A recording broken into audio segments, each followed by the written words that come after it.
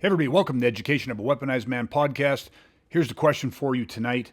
Are you preparing to win or walk away? This podcast exists for one reason: clarity. Clarity about violence, clarity about responsibility, and clarity about what it actually means to be prepared. This is not a show about fighting. It's not about aggression, dominance, or even just tactics.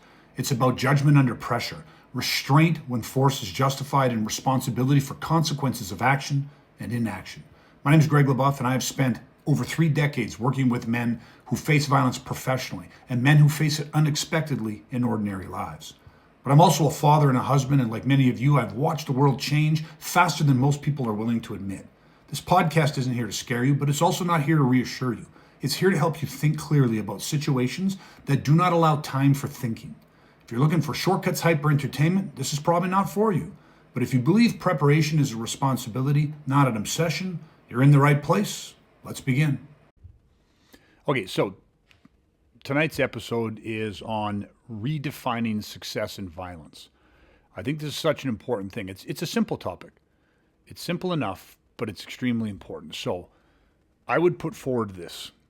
I believe that most men are using the wrong metrics when they think about defending themselves. And they define successfully defending yourself with winning. That becomes the correlation. And then we have to ask ourselves, well, what does it mean to win? So when facing individuals that are genuinely a threat to you or your family's safety, how do you define winning? So what does that look like to you? Okay, now, if what I'm saying is true, and you can ask this of yourself, reflect on this for a few minutes, then what it means is that, well, I have to win, which means I have to beat these guys. Winning is often connected to beating, right? Like sport context. Did you win the game? Yeah, we beat those guys. Okay. So in violence, it's like that guy became a threat to me and my family. I beat that guy. I won. Okay. Well, maybe you can already kind of see where if that is truly the metrics by which you define success when it comes to defending yourself, there is an associated risk with that, because winning has no connection to responsibility, potentially. Okay? So let's just go a little further. I had an individual who reached out to me. He was assaulted by 3 individuals, so he's attacked by 3 guys. He defends himself. And then he finds himself being charged. Okay, so for him, of course, he is adamant that this is bullshit. This is a reflection of our the Canadian justice system. It's unfair, all this type of stuff. And I'm not saying that there aren't elements of this that are unfair. Okay, that aren't unfair. Sorry, but fair's got nothing to do with it. If we just break this down, he's out. He's leading his life. 3 guys decide to attack him. Now, I don't know what led up to that. I don't know what the pre-context was. I don't know if they got an argument and he was involved in the escalation. Whatever. I don't know any of that stuff. It doesn't matter. He's out. 3 guys decide to attack him. They start attacking him. He then defends himself. And then he finds himself charged. Well, there is a gap between he defended himself and now I'm being charged. You can't just look at this and jump right away to say, this is a bullshit charge. They can't charge me to defend myself. They attacked me. Okay. But in the course of you defending yourself, were you defending yourself or was your goal to win? And I know right away that most people go, no, that is the goal. If somebody attacks you, the goal is to win, is to beat these guys. Yes, 100%.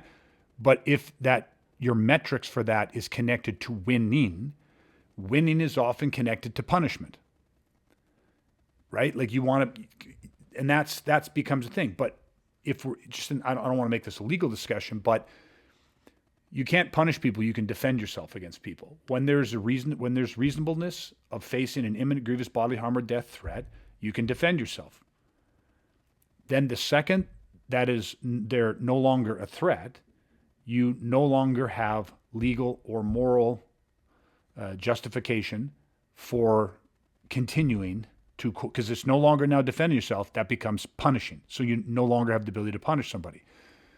So how quickly we can go from doing what needs to be done to defend ourselves, and then all of a sudden the person's no longer a threat, but we don't feel like we have achieved a definitive win yet, right? We want to win. So I mean, like, I got to put this guy down, and I got to put this guy down in a dramatic fashion. I need to make sure this guy's never getting up again. Like, at what point do you go, okay, I've now won? Like, if that's the definition, okay, now I've won. Now it's fucking over. It's over when I say it's over. I didn't pick this. You picked this fight. You started this fight, but I'm going to finish it. Like, again, you just have to, it's all about your perception of how you look at these things. So for a lot of guys that may be listening to this, when they say, well, no, I want to win. So this person is a threat. I tried to remove, de-escalate, or deter. I'm unable to do that. I'm facing the reasonable likelihood of imminent grievous bodily harm or death. So now I start to defend myself using whatever degree of force is necessary in that moment to defend myself. Then all of a sudden they no longer become a threat. The second they are no longer a threat, I then go, look, that's it. I win. It's over. I have done it. I have defeated you, because the only thing I cared about was defeating the threat. Then that is good. By that definition, you go, yes, okay, there, you won. And that's where I want to reframe this. I think, again, well, fighting, if you look at fighting, most people, when they think about defending themselves, they relate it to fighting.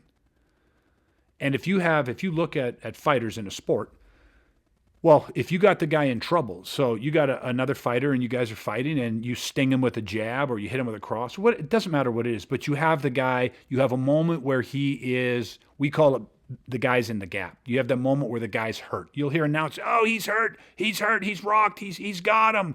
There's that moment where the guy is hurt. And then the fighter moves in for the kill. Then the fighter presses in the middle of that gap and continues to hit until hopefully until he gets the knockout. Okay, so yes, in a violent confrontation, that is maybe exactly what happens. This guy's attacking you, the threat is there, you are defending yourself, and then there's a moment where he is stunned or he's in the gap, he's destabilized, distracted, disorientated, he's vulnerable. Now in that moment, the threat is no longer imminent because he's in that gap. Now, if there's an opportunity to remove yourself, if safety is there, if there's imminent safety, meaning I can just 3-4 feet and boom, I know that I'm safe. Now, I don't know what the context of that looks like, but I can get through a door. I can get into a building. I can lock a door. Whatever it is, you can create the scenario in your mind. But if imminent safety is possible or the ability to remove myself, then I have a legal and moral obligation to take that. Now, again, I get it. In the context of a violent altercation, things are happening very, very quickly. This person was just fractions of seconds earlier a genuine threat to your life, the life of your loved ones, and in the course of defending yourself, he is now stunned. He's not fully incapacitated. He's stunned, but that threat now is different. Now, do you have the wherewithal, the presence of mind, the ability to regulate your psychology, your physiology, all of your emotions, all that stuff? If you can, which ideally training gives you this ability, we hope, realistically, stress is stress and it impacts the physiology and the psychology differently. We're not machines. You're not always going to regulate to the level that you train for or desire. Just like a top athlete doesn't always perform to their peak every single game. You know what I mean? So, but in that moment, the threat is no longer imminent. So we remove ourselves. Will you ever take that opportunity to remove yourself in that moment if the metrics that you are trained in or the metrics that you have for yourself is directly connected to winning, which means I got to go for the KO. You have to / go for the kill. Now, I'm trying to paint a picture because you can be in a situation where through no participation on your side, you are attacked. You begin to defend yourself. There is the moment when the individual, the imminent threat, is distracted, disorientated, or destabilized. They're in the gap. And there is no imminent safety. It's just not reasonable for you to believe that there is any way for you to quickly remove yourself from this situation. So now what is present is the possibility or the potential, the reasonableness that this individual will recover in short order and the threat will then become imminent once more.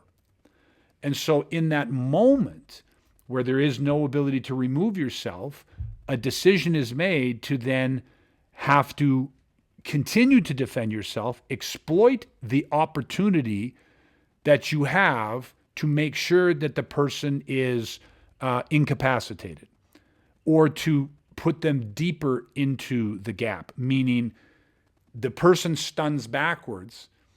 There is no imminent safety, and you just realize, even if I ran right now, you can just feel it. You can tell, whether it's through experience or intuitiveness, that this person is going to shake that off, so to speak. They're going to recover. So in that moment, you attack again. You now press the attack. In the course of pressing that attack, you get 1 or 2 or 3 more shots in, whatever is necessary. Now, all of a sudden, the person is in the gap even more, meaning now the person has staggered backwards into a wall, they've tripped, and now they're on the ground. They have absorbed another impact from you. And so now it's very clear that this person is maybe they're not fully knocked out, but now they are even further incapacitated, to where now, instead of that fractions of seconds before he shakes it off, instead of that 1.5 to 3 second window, now you have a good 30 to 45 second window, to where it is just reasonable to be, this guy is going to take 30 to 40 to 60 seconds to recover. Now I have enough time to get to safety. So the question really does, again, become, for most men, they're not just looking to create this, I need 3 to 5 seconds and I can move to imminent safety. And it might be because you have young kids with you, you have a wife with you, there's other innocent people there. And you're like, I could cut and run. I only need to create a gap that is 2 or 3 seconds, and then boom, boom, I'm out of here, man. I'm over that fence, under that car, around that hedge. I'm freaking history.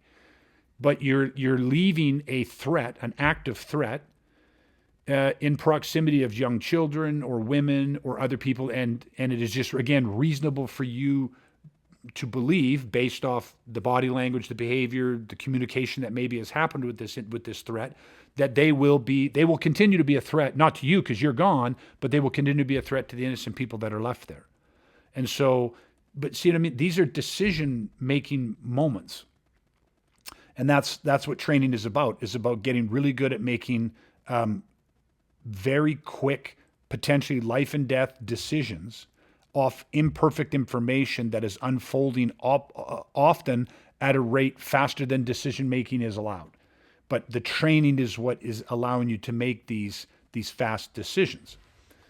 So it's just this thing where, if I'm wired, the metrics is I have to win, the scenarios that I'm laying out for you, I'm showing you reasonableness as to why you would either A, you have a couple of seconds, he's in the gap, you're gone.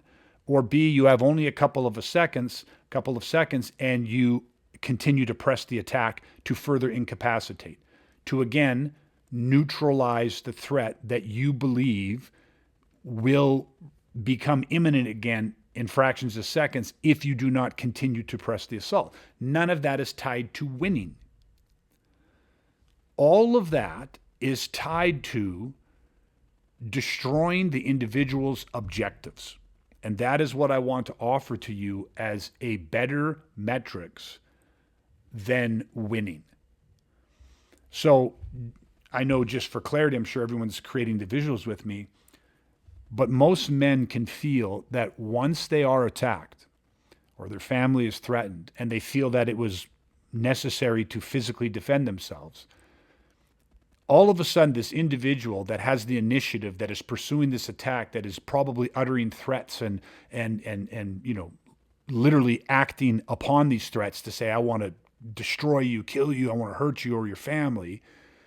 And then all of a sudden, as you are defending yourself, this individual becomes vulnerable. Well, this split second is 2 very different pictures of, one is this animal who is trying to literally tear out your throat. And then a fraction of a second later, it is that same animal with his belly exposed. And in that moment, what your brain is wired to can have lifelong consequences. Because if in the moment of this animal trying to rip your throat out and it becomes personal to you, and then all of a sudden, this individual is in a vulnerable position. If the whole thing was like, if you come at me, I'm going to end you, like I'm going to win this shit, then what happens is you now go for that animal's throat. The belly's exposed and you take that shot. You go in and you want to, finish this. But you do have to ask yourself, what is the motivation in that? Is it to neutralize the threat? Well, if the belly's exposed, the animal's lying on its back and it's clearly incapacitated and has no further ability, or even potentially desire in that moment, it's all been ripped from him. The belly's exposed. It's over. You have, in fact, succeeded in the mission of defending yourself. But there is often that desire to go into punishing because it's like, well, no, I haven't won yet. Men have to feel very clearly that thin line between defending and punishing. And then now I'm asking you to connect that to whether you have it set in your head that success equals winning, or is it success means I've successfully defended myself, and what I'm putting forward is saying I have destroyed his objectives. If his objective is to hurt me or my family, the moment that he becomes incapable of doing that, he can no longer achieve his objective. I win. It's over. It's not, in I believe, really good training, it's not personal. And yet, interpersonal human aggression, by its very name, interpersonal human aggression, is one of the most, it has the highest phobic scale response for human beings. One human being makes an independent decision to try to take another human being's life. You are being debased and dehumanized by another human being. That is as personal as it gets.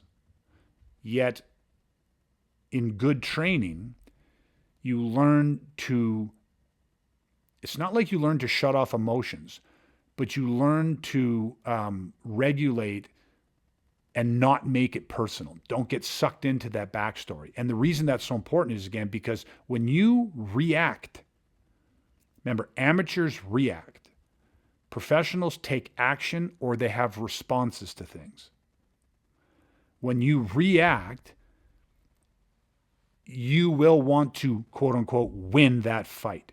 You will want to finish that fight. You will want to go, this ain't over. You started it, but I'm going to finish it. That mindset comes out, and you will, or you are in a highly increased risk of moving into punishing. And yes, that all happens in the context of a very highly emotionally charged situation. But this individual says, okay, I'm out. 3 guys attack me. 80% of what he did was self-defense. Let's be generous.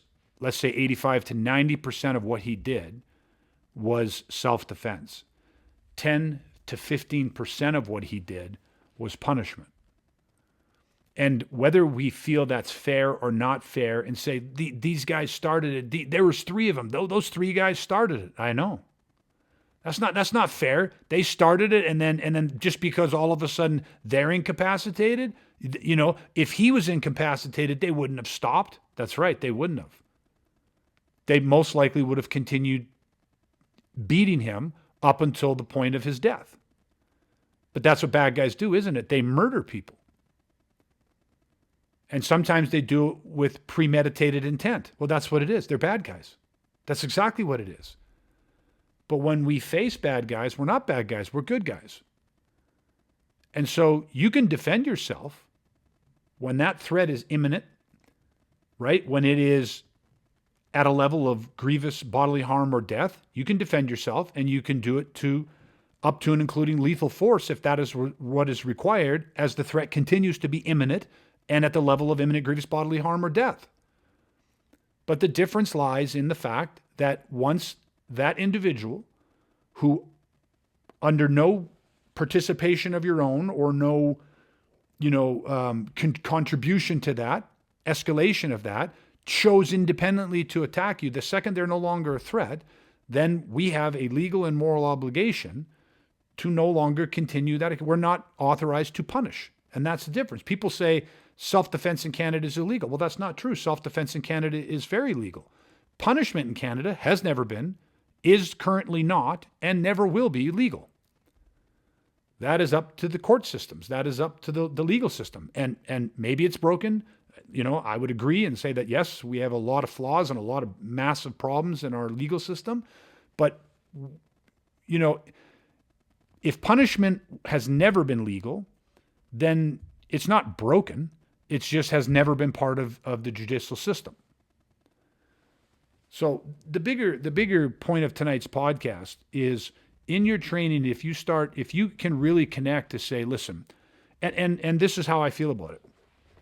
At the end of the day, at 54, soon to be 55 years old, I'm not driven by my ego the way I was in my 20s. And I think just most men can relate to that. As we get older, the ego, we get emotionally intelligent enough to check our ego. But as men, we know the ego's still there. It's still there's still the temptation of ego being there. But we have a much better way of regulating it. So my point is this: at the end of the day, if you're a threat to me and my family, well, then I am going to defend. And the greater the threat, the greater I will defend myself. And that is just the way that it's going to be. But when you are not a threat, you're no longer a threat. I don't it's not personal. All I actually care about is destroying your objective. Because once your objective is destroyed, you can no longer attain the thing that it is that you want. It's done. It's over. I win. It's a different game. And that is how you stay out of getting caught up into the personalness, or what we call the backstory, which drives reaction. It drives emotional reactions from men. And that is often connected to the metric of, I got to win. If someone comes at me, I'm going to win. This is often why you come in my house, I'm going to shoot you. I will end you. I will kill you. It just jumps from whatever you do this, I do that. And it's just because I'm going to win definitively. And so what I want to do is just share a couple examples of what it looks like to be connected to destroying somebody's objectives versus accepting the challenge of they want to do something to me. Oh, you want to do that? Okay. I don't want to, but if you want to do that, I accept your challenge. Once you accept the fight, you are probably very driven to win that fight. Okay, so here's a couple examples, and these are actually based off real-world situations. I'm not going into all the details. I'm just going to give you the Cole's notes of this to paint a picture. There's a gentleman standing out on the street corner. Well, not on the street corner like a gang or a thug. He's just outside, but he's standing outside a store. It's in the evening. It's maybe 8 o'clock. It's darko, whatever. But this guy's standing there, and he's on his phone, and he's just scrolling through his phone. He just come out of the store. Well, an individual rolls up in a vehicle. The passenger jumps out of the vehicle, rushes towards the man, and it becomes pretty clear the way that he's rushing him and stuff. He wants to attempt to steal the man's phone. So, as the man looks up from his phone, luckily he was paying attention. He wasn't fully immersed in his phone. He looks up, he sees the individual running towards him. He draws the same conclusion: they're after the phone. Well, he takes the phone and he throws it up on top of the roof of the store, right? It's just whatever, not that high of a building, whatever, but he just tosses the phone up onto the roof of the store. The guy that jumped out of the car that was rushing to steal the phone, literally with the most bewildered look on his face, stops about 2.5, 3 feet shy of the man, looks at the guy, literally gives the guy the shoulder shrug as if to say, what the F, right? And then looks back at the driver of the vehicle looks back, and then you can see him with like, what do I do? And then you can hear the other guy yell something, and then this guy runs back, jumps in the car, and the car takes off. Now, the video ends there, but the man, what did he do? Well, he just went into the store owner or manager, and I'm sure went up through the hatch and got on the roof, and they recovered his phone or went and got a ladder, whatever it is. The point is, in that situation, the bad guys wanted that phone. Now, the individual, when they got out, could have put the phone in his pocket, squared off, and started fighting for the phone.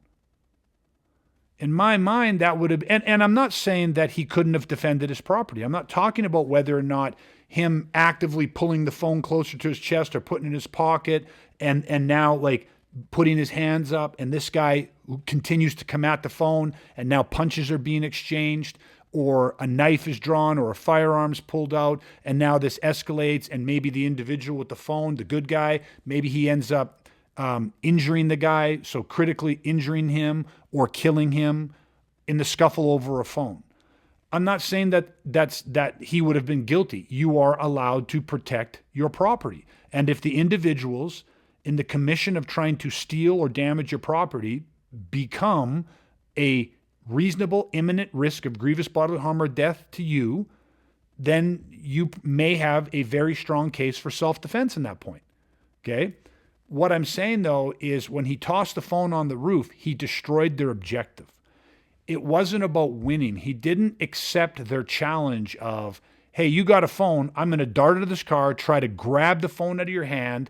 If you choose to fight me for that, then that's okay. Like, then I'm prepared for that, and we're going to have a fight over your phone where you go, okay, he wants my phone, game on, challenge accepted, now we fight over the phone. He destroyed the objective in a very clever way, a very quick thinking way.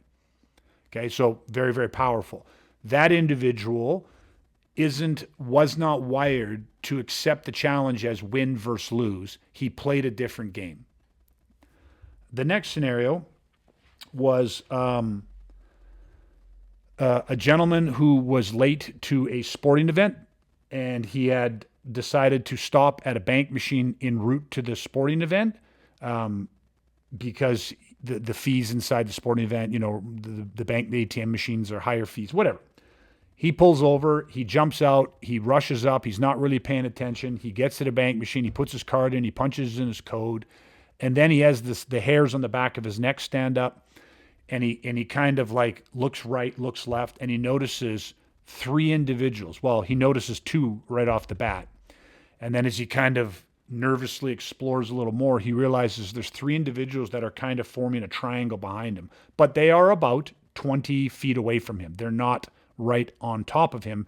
They're about 20 feet back. So clearly he picks up instantaneously. They're waiting for him to retrieve the money out of the ATM machine, and then they're going to rob him. So in this moment, the individual could have accepted that challenge. He could have canceled and taken his bank card out or whatever he did, turned around or took the money out, put it in his pocket just because instinctively you just finish what you're doing. And then all of a sudden, oh man, and then accepted the challenge of, okay, now I'm going to have to fight for my life. I'm going to have to fight for my money. And who knows where that could have went, what weapons could have, who knows how that could have mutated. But instead, this individual realized, oh, they want to rob me. So he slams his fist down on the screen of the ATM machine, and he begins to shout and scream, swearing his brains out, angry as ever, has a complete and total crash out, screaming, that bee took all of my money. She cleaned me out. That effing beep, beep, beep, beep, beep. And he just went absolutely ballistic, creating a scenario, creating a show for the would-be robbers that his wife had left him and emptied all of their bank accounts. And so guess what? What he did was tactically made a decision to destroy their objectives. Oh, they want to rob me. They want money. Well, if I have no money and there's no chance of me getting money, what's the point of robbing this guy? And so as he did this, not only did they not rob him, but they walked away and avoided eye contact with him. Why did they do that? Because he was so emotionally out of control in a way that they all thought in their brains, if my woman did that to me, I'd kill someone. Like, they became fearful of the state that he had entered into. It's like they woke the lion up and they're like, I don't want to mess with this. So when he destroyed their objective, he didn't just destroy their physical objective of saying, oh, this guy has no money. He literally psychologically turned the tables to where they became potentially prey and he became the predator. Most bad guys don't want to attack people that are out of control. Most people, when they see someone that is absolutely out of control, want to avoid that person because that's a tough situation to handle, physically, mentally, emotionally, whatever it is. So again, another example of destroying their objective versus accepting the fight and going, let's see who wins. Yet in both the examples that I've shared with you so far, who won? For me, and this is just my perception, because I've been doing this for 30 years in unconventional warfare, is the individuals, the way those guys handled it is not just a win. A physical win is a much less celebratory win. When you so tactically and so insidiously, and so masterfully destroy other people's objective, bad people's objectives to the point that it just completely, like, they collapse like a house of cards, that is amazingly impressive. And that is the best feeling you'll ever have. And yet that also protects us legally and morally from potentially lifelong consequences, just because we're not wired to accept the fight and say, okay, now we're in a competition. You're trying to get me. I will try to get you. Let's see who wins. Okay. I'm going to just do, I'll do one more. There's two more, but I'll do both real quick. Okay. So there's a situation where an individual, two guys approached this individual and they wanted to fight him. And it literally started as a fight. So the other guy had nothing to do with it. These guys literally were like looking for someone to fight. They found a guy, they found a potential target, and they started to harass him and try to goat him and egg him into a fight. And that individual faked a medical emergency. He literally, what he did, not like he passed out and started doing convulsions, he all of a sudden started to act as if he had to throw up. He started to get sick. He started to convulse a little, started to kind of like those kind of, what it looks like just before somebody's about to throw up. And he just did this so effectively and so well that the other two individuals did not want to get regurgitated on, right? And so they literally were like, F this and F that, and walked away, and I'm sure went a few blocks down and found somebody else and who accepted their challenge and then probably had a fight with that individual, and who knows how that worked out.